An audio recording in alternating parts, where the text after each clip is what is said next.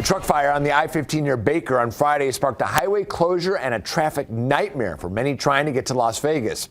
Thousands of drivers are trapped in the standstill traffic that lasted nearly 2 full days.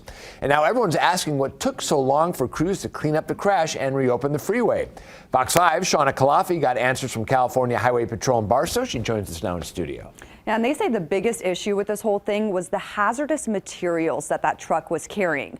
We're told that it was actually heading to a solar farm in Wisconsin carrying lithium iron, a newer hazardous material used in solar panels.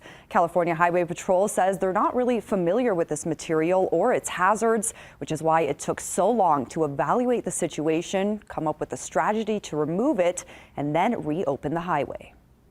Friday morning, a truck carrying hazardous materials crashed and caught fire on the I-15 northbound near Baker, sparking a shutdown that lasted almost 2 full days. This situation hasn't really been dealt with before. Saturday morning, California Highway Patrol Barstow posted on social media estimating that I-15 would reopen by noon, but that didn't happen. At 1 p.m., they said crews were still assessing the situation, and a few hours later, they announced the closure would remain in place for an unknown duration.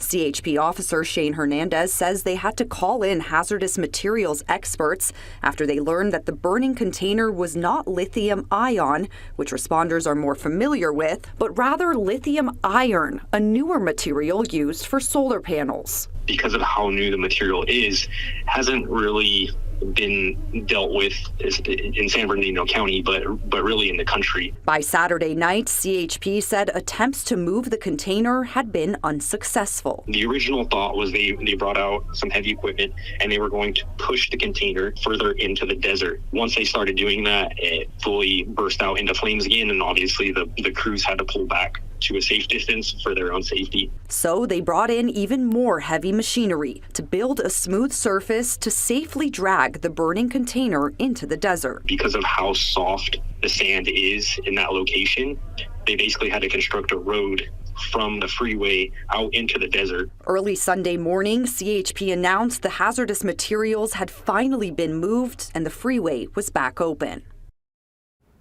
And Officer Hernandez says the container remains isolated in that area of the desert, still possibly smoldering, and a crew is monitoring it until it can safely be removed. John?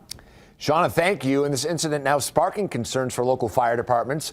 Today, Clark County Fire talked to Fox 5 about how they approach fires involving hazardous materials like lithium batteries that can't necessarily be put out with water.